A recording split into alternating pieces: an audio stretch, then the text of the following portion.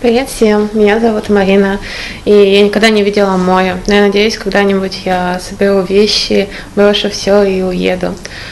Одна. Мне кажется, море это что-то такое личное, это то, что должно быть у каждого человека, и это человек должен найти сам и один.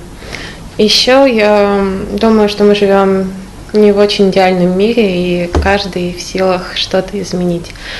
Мой путь в этом отношении – это просто жить так, как ты считаешь нужным, следовать каким-то своим принципам.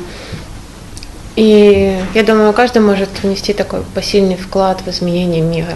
Просто жить так, как ты считаешь нужным. Все, спасибо.